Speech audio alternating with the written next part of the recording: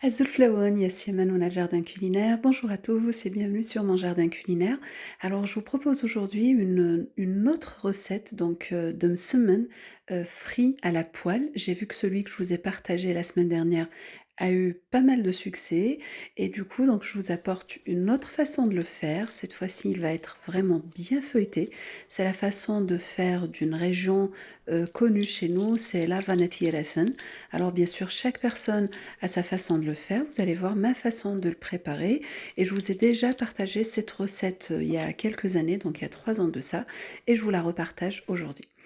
Donc pour la pâte, on aura besoin alors j'ai essayé de vous faire une des mesures précises, donc j'ai mis 3 mesures de semoule extra fine, j'ai mis du sel, une cuillère à soupe de sucre et j'ai mis un petit peu de levure chimique, spécifiquement pour cette pâte à msemen, hein, sinon d'habitude j'en mets pas.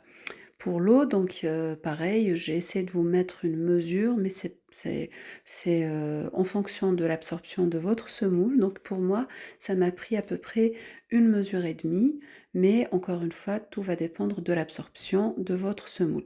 L'idée, c'est d'obtenir une pâte molle, qui ne soit pas trop collante, qui ne soit pas trop dure non plus. Donc on la travaille un petit peu au pétrin, pas très longtemps, hein, on met au maximum 10 minutes. Vous pouvez aussi le faire à la main, puis vous la laissez reposer un petit peu et ensuite vous allez former des petites boules comme vous le voyez à l'écran.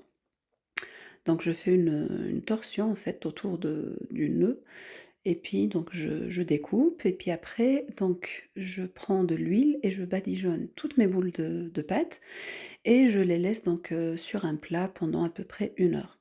Ensuite, donc je commence à réaliser, mes semaines, donc pareil que pour d'habitude, hein, donc je j'étale la pâte, j'essaye de l'affiner le plus possible, comme vous le voyez. Donc ici, الحضور, hein, الحضور يتخدمر. C'est une autre façon de faire le msemen. Donc ici, je prends une plaque à côté. Vous pouvez aussi le faire sur une table si vous avez une grande table. Et donc, je vais empiler en fait des couches de pâte. Donc السنبيبر لي باتاكين وحدور تفرقا يا راست الزيت وزمور ناقص الزيت كاينين خلطة زيت وزمور زيت sango de l'huile de tournesol. Donc en fait, je vais séparer mes pâtes, mes couches de pâtes avec de l'huile. Alors en principe, normalement, on met aussi entre chaque pâte, on met donc de l'huile plus, un tout petit peu de sucre glace. Moi, je voulais l'alléger un petit peu en sucre, donc vous allez voir, je vais d'abord mettre 8 premières, couches de pâte. Ensuite, je les sépare avec du sucre glace. Donc cette fois-ci, en fait, le sucre glace, je l'ai mis qu'au milieu. Mais vous pouvez aussi le faire entre chaque couche de pâte, mais ça va être un peu trop sucré. Du coup, donc j'empile 8 premières pâtes, je les sépare avec de l'huile à chaque fois et ensuite au milieu, je les sépare avec du sucre glace et ensuite je remets 8 couches. Donc en tout, ça me fait 16 couches. Il y en a qui mettent 12 couches, 14, c'est à vous de voir. Idéalement, il vaudrait mieux que ce soit, en nombre pair. Alors ensuite, je les découpe, j'enlève l'excédent de pâte et je les coupe en forme de losange. Il y en a qui les font aussi en forme de carré. Tout dépend c'est à votre guise et après donc je les fais frire, dans une poêle. Vous allez voir, elles vont commencer à gonfler. Normalement, elles gonflent un tout petit peu plus. Aujourd'hui, je ne sais pas pourquoi ça a pas trop gonflé, mais en tout cas, j'avais un très, très beau feuilletage. Vous allez voir le feuilletage que j'ai obtenu. Toutes les pâtes étaient séparées les unes des autres, voilà, c'est le résultat escompté, c'est ce qu'on essaye d'obtenir et vous voyez même à la cuisson, vous voyez que les pâtes, elles se séparent les unes des autres. Moi, j'étais très ravie du résultat, en tout cas. Voilà, donc je continue de les faire frire jusqu'à la fin et puis après je vous ai mis un petit bonus je vous ai fait ce qu'on appelle, chez nous, dans certaines régions, Amzour el-Qadhi ou bien il y en a qui l'appellent aussi Hamam el-Qadhi. On le fait pas spécialement dans notre région, ils le font, à Michelet par exemple. Donc en fait, vous allez étaler ahdour comme d'habitude et puis après vous allez, suivre en fait sur l'image comment je l'ai préparé. C'est un peu difficile à expliquer. L'idée, c'est d'avoir une espèce de rosace. Moi personnellement, je trouve que ça ressemble plutôt à une rosace plutôt qu'à une oreille de juge, hein, je ne sais pas pourquoi. Ils font cette analogie. En tout cas, moi j'ai fait ça en forme de rosace, donc je vous ai montré 2 façons de les plier.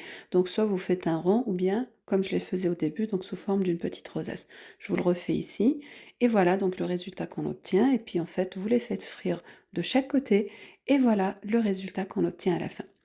Donc on obtient de très, très beaux losanges, bien feuilletés, on arrive à bien, bien voir le feuilletage et d'ailleurs, pour la petite anecdote, on les appelle chez nous baklawa, kabyle, le baklawa القبايل et comme je vous ai dit, donc c'est surtout dans la région de Larvana Fierasen, la Forêt nationale, qu'on les prépare le plus, mais bien sûr toutes les autres régions, les préparent chacun à sa façon et donc à la fin, je saupoudre de sucre glace. Il y en a qui mettent du miel aussi, c'est très, très bon.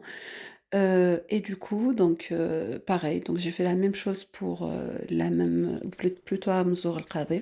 Encore une fois, je ne sais pas pourquoi on l'appelle ainsi. Ici, je vous ai remis le sang, je voulais que vous entendiez le croustillant. Donc en fait, c'est très croustillant à l'extérieur, vous l'entendez et c'est, très, très tendre à l'intérieur, c'est bien moelleux. Donc voilà, ça se déguste avec soit, un bon crème ou alors avec, un très, très bon thé. Je vous ai déjà préparé une recette de thé, n'hésitez pas à la visionner sur ma chaîne YouTube, sur TikTok et sur, Facebook. Je l'ai partagée un peu partout et du coup, donc si vous mangez ça avec un très, très bon thé, c'est vraiment excellent. Voilà, donc c'était pour la recette d'aujourd'hui. N'oubliez surtout pas de partager au maximum s'il vous plaît et n'oubliez pas de me laisser plein de j'aime et plein de commentaires. Moi, je vous retrouve très, très bientôt pour de nouvelles recettes. À bientôt!